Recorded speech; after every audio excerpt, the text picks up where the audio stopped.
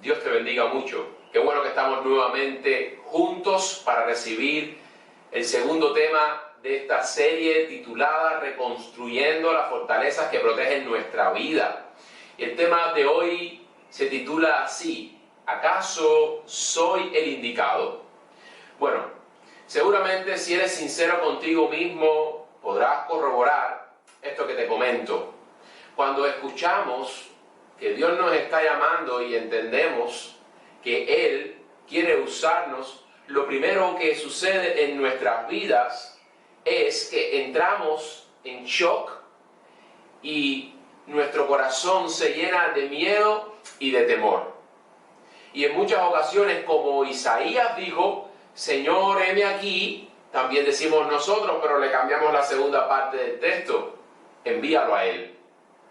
Y esto es algo que no solamente nos sucede a nosotros, a Moisés mismo, cuando sintió el llamado de Dios en la zarza ardiendo, pues una de las cosas que sucedió en esta historia de Éxodo capítulo 3 es que Moisés comienza a reconvenir a Dios acerca de que el llamado no era exactamente para él, porque él no se sentía del todo indicado para esa función. Y Isaías dijo: yo siendo hombre pecador y de labios inmundos, ¿cómo es posible que pueda ver y tener un encuentro con Dios y mucho menos servirle o hablar de Él? Y el mismo Jeremías dijo: soy como un niño. Por lo tanto, el sentirnos en shock, con miedo y temor, es algo completamente natural cuando entendemos que Dios nos está llamando. Nehemías tampoco fue la excepción, y es el personaje y el libro que estamos estudiando en esta serie. Por eso quiero invitarles a que veamos en el capítulo número 2, que es el que estaremos estudiando en el encuentro de hoy, versículo 2, lo que la palabra de Dios nos comparte. Y dice: me dijo el rey, ¿por qué está triste tu rostro?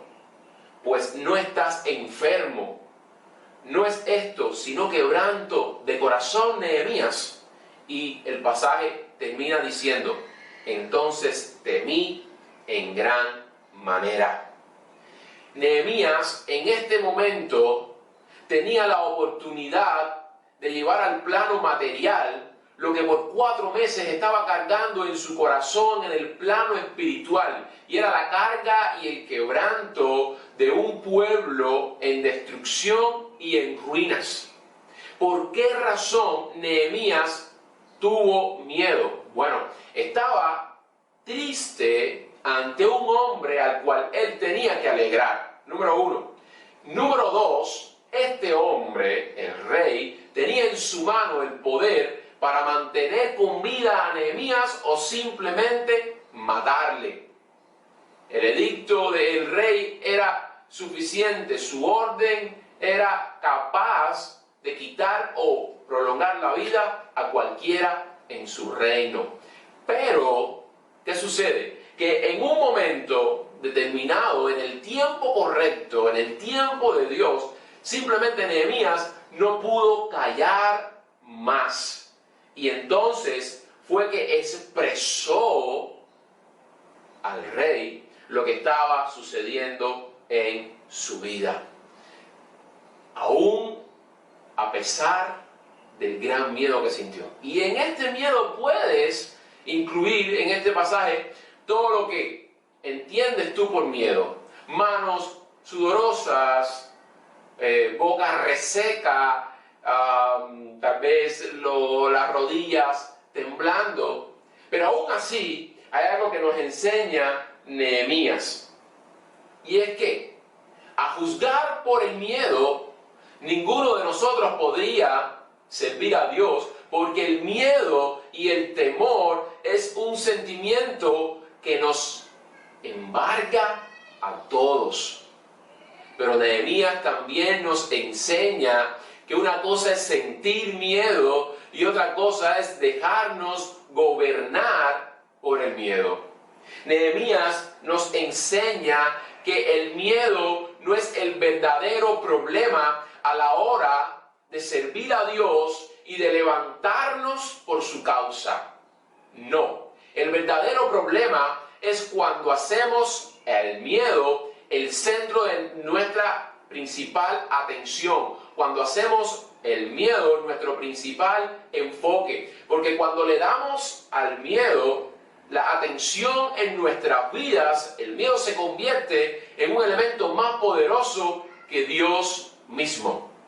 La palabra de Dios nos enseña a no tener miedo, a no ser manejados por el temor, sino por la fe.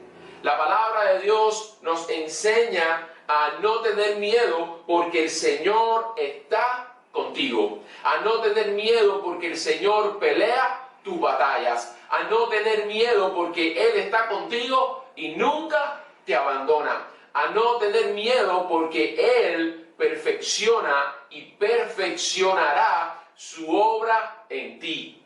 Por lo tanto, no te aferres al miedo, aférrate a Dios y a su palabra. No vivas basado en el temor, porque el temor paraliza, el temor congela, el temor hace que pospongas y pierdas esas hermosas oportunidades que Dios crea en nuestras vidas para que nos levantemos en fe y nos convirtamos en un hombre y en una mujer que edifica. No importa quién tú seas, lo que importa es en el Dios en el que creas. A veces creemos más en nuestros miedos que en el poder de Dios, en nuestros fracasos que en un Dios de comienzos.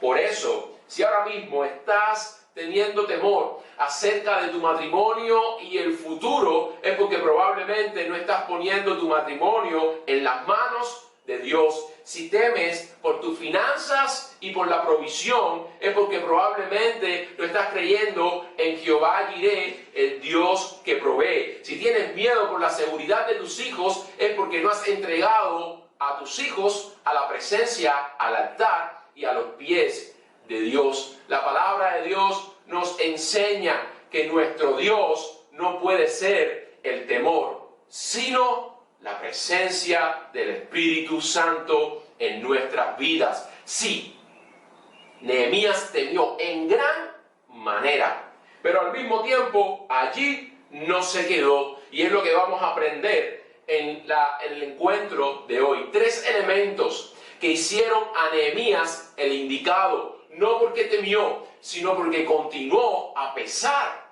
del temor. Y lo primero, ¿qué motivó a Nehemías a continuar a pesar del miedo y del temor y del shock por el que pudo haber pasado? En primer lugar, porque su amor por Dios y por el pueblo de Dios era mayor.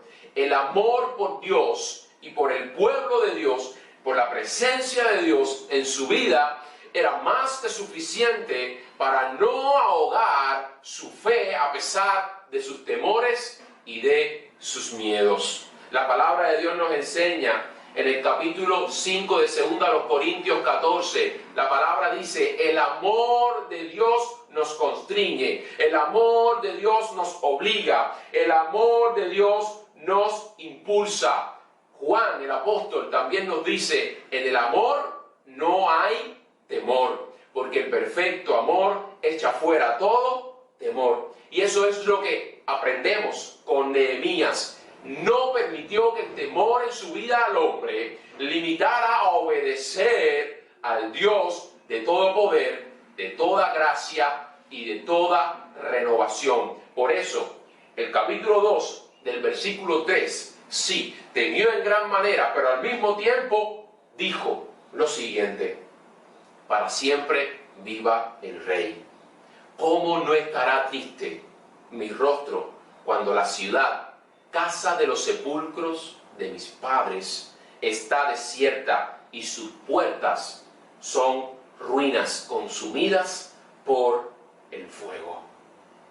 Qué hermoso es saber que el amor es el motor impulsor en la vida de Nehemías, y así también Dios quiere que sea el motor impulsor en nuestras propias vidas, porque cuando somos conducidos por el amor y no por el temor, cuando ese amor nos constriñe, pues entonces vemos vemos lo que antes no veíamos.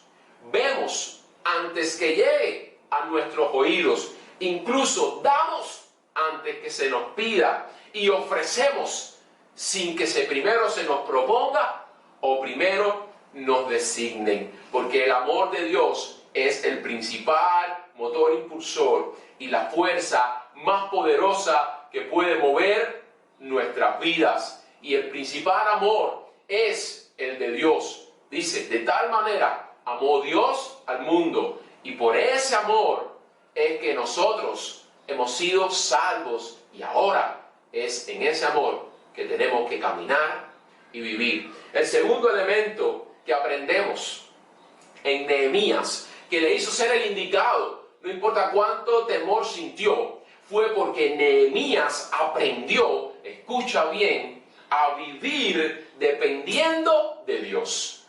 Nehemías aprendió constantemente a depender, a vivir en la presencia de Dios. El Salmo 56, versículo 3, la palabra dice, en el día en que temo, en ti confío. Y esto lo aprendemos en Nehemías, porque el versículo 4 dice que luego de temer, le dijo al rey que él y su casa estaba, y sus ancestros y su ciudad estaban en ruinas. Pero el rey luego le dice, ¿pero qué cosa pides? Y antes de Nehemías hablar palabra alguna, la Biblia nos enseña que oró al Dios de los cielos. Antes de hablar con los hombres, habla con Dios. Antes de compartir tus cargas con los hombres, primero compártelas con tu Hacedor y tu Creador. Y entonces habló. Nehemías, en este corto texto, demuestra que él dependía primeramente de Dios antes que del hombre. Dependía de Dios porque él sabía que era la buena mano de Dios la que estaba sobre su vida. Que es Dios quien pone y quita. Es Dios quien abre y cierra. Es Dios quien sana y quien también trae pruebas. Por eso tenemos que estar todo el tiempo conscientes, buscando y viviendo en la presencia de Dios. Orando, fíjense, la oración de Nehemías en esta ocasión tiene que haber sido una oración relámpago, porque él estaba en ese momento conectado, hablando con el rey. Así que en su pensamiento y en su corazón, no pensemos que cerró los ojos, no pensemos que dobló rodillas, no pensemos que miró arriba, porque hubiese sido una irreverencia al rey. En su mente, en su espíritu, se conectó con Dios y dijo, Dios, ayúdame. Tal vez fue una oración corta, pero desde el fondo del corazón, indícame, muéstrame el tiempo correcto para hacer tu llamado y obedecer tu misión. Muéstrame el momento exacto para hacer cada cosa que tú me estás llamando a hacer. Cuando estamos viviendo y conscientes de la presencia de Dios, somos capaces de agarrar las oportunidades que Dios crea para que nos levantemos y de tumbas salgan jardines, y de muerte venga la resurrección y la vida. Así que busca de Dios antes que del hombre, porque la mano buena de Dios está sobre ti. Y esa mano quiere prosperar, quiere bendecir y quiere proyectar tu vida para que seas de un simple copero, que humanamente era un cargo importante, pero espiritualmente no, a ser un reconstructor y un levantador de ciudades, y sobre todo las ciudades del reino de Dios, las riquezas eternas de Dios y los tesoros de Dios para ti. Porque el versículo 8 del capítulo 2 lo reconoce así Nehemías cuando dice, y el rey me concedió, no porque yo le cayera bien al rey, el rey me concedió, no porque el rey fuera bueno, no, el rey me lo concedió según la benéfica mano de mi Dios sobre mí. El tercer elemento que hizo a Nehemías el indicado es que aprendemos en el capítulo 2 que Nehemías planificó en fe. Nehemías planificó en confianza en Dios y en poder, en certeza de un Dios de abundancias, de milagros y de toda provisión. Versículo 5. Si le place al rey y tu siervo ha hallado gracia delante de ti, envíame a Judá y la reedificaré. ¿Qué sabía Nehemías acerca de edificar y construir? Nada, si Nehemías era un simple copero. Sin embargo, Nehemías está comprometiéndose a que él reedificaría los muros y las puertas caídas. ¿Qué significa esto? Dos cosas. Una, o Nehemías está loco y no sabe lo que está diciendo, o Nehemías es un hombre de fe. Y como sabemos, porque ya lo aprendimos en su palabra, que Nehemías era un hombre que caminaba en la presencia de Dios, pues entonces estamos entendiendo que Nehemías sabía lo que estaba haciendo. Evidentemente, Nehemías estaba planificando según el tamaño de Dios y no según el tamaño de sus propias fuerzas. Nehemías estaba descansando en el Dios que puede hacer la obra, no por las fuerzas de Nehemías, sino por las fuerzas del Rey de Reyes y del Señor de Señores. Nehemías dependía de Dios, no de él. Por cálculos, la cuenta no daba. Por fuerzas y provisión, la cuenta no daba. Por lo tanto, fe es cuando te lanzas a obedecer a Dios, no porque calculaste y los números te acomodaron. No porque las fuerzas, podías con las fuerzas y humanamente era algo que podías controlar. No. La fe es cuando sabemos que si Dios no interviene, no podrá llevarse a cabo. La fe es orar como si todo dependiese de Dios, pero trabajar y dar el paso como si todo dependiese de mí. La fe es estar seguro que Dios obrará.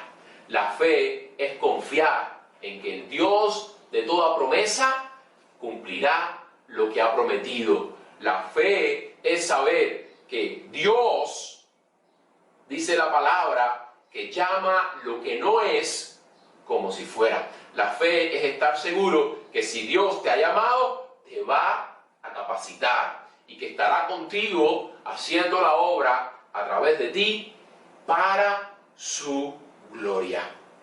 Y Nehemías planificó en fe en cuanto a tres cosas: tiempo, en cuanto a protección y en cuanto a provisión. ¿Qué significa esto? Nehemías planificó en fe porque en primer lugar le estableció al rey, incluso se atrevió a establecer al rey el tiempo en que duraría la construcción. El versículo 6 dice la palabra que agradó al rey mandar a Nehemías a Jerusalén cuando Nehemías le dijo al rey cuánto tiempo se tomaría en reconstruir las murallas. Porque cuando nuestras metas no están enmarcadas en un tiempo, no son metas, son sueños. La manera de constatar que es de Dios es cuando tiene cumplimiento. Y podemos constatar el cumplimiento en un tiempo determinado. Nehemías se arriesgó incluso a decir: el Señor, Dios de los cielos, nos ayudará, edificaremos, y en tantos días, 52 días, tal vez un poco más porque Nehemías después continuó haciendo la obra en Jerusalén, pudo construir. Lo segundo es la provisión. No solamente le dijo al rey en tanto tiempo, sino que también le dijo al rey: voy a necesitar ayuda, y esa ayuda eres tú quien puede dármela. Necesito protección. Son 1.300, son 1.600 kilómetros lo que va a durar el viaje. Necesito compañía porque es inseguro y necesito guardias para la protección. Como si fuera poco, Nehemías le está diciendo: necesito que me dejes ir, libérame de mis funciones, necesito que mandes una escuadra que me acompañe. Eso lo dice el versículo 7. Y esto estamos viendo que no fue algo improvisado, porque ya Nehemías de antemano estaba viendo lo que necesitaba. Y en tercer lugar, vemos que dijo, bueno, mándame. En segundo lugar, mándame con gente. Y en tercer lugar, es el elemento provisión. Fíjense si es un riesgo de fe y una planificación de fe. Que le digo, y rey, paga tú también la reparación. Mándame, libérame de mis funciones, protégeme enviando personas y guardias para que me acompañen. Y en tercer lugar, paga tú las cuentas. Porque el versículo 8 dice que le dijo al rey que hablara con Asaf. Ya él sabía el nombre incluso de la persona que es responsable del bosque y la madera del reino del rey, para que le diera toda la madera que necesitara para restaurar y construir. ¿Y qué significa esto? Significa que Nehemías no se conformó con simplemente salir, sino que Nehemías también pidió, porque la Biblia dice que al que pide, recibe. Y pidió atrevidamente, no pidió mensurablemente. ¿Por qué? Porque no pidió para él, pidió para Dios. Porque si él servía a un Dios grande, la obra que él llevaría a cabo también tenía que ser a la altura y al tamaño de Dios. ¿De qué tamaño, de qué altura es tu visión? ¿De qué tamaño, de qué dimensión son tus metas para Dios? El tamaño de ellas, eso refleja el verdadero tamaño que tiene Dios para tu vida. Por lo tanto, concluyo. El Señor nos está mandando en esta hora a que seamos el indicado para levantarnos y edificar. No hay otra persona llamada y responsable para eso que no seas tú mismo. Comienza a prepararte para el éxito. Comienza a prepararte para lo que Dios va a hacer en tu vida y no a preocuparte por lo que puede fracasar en tu vida.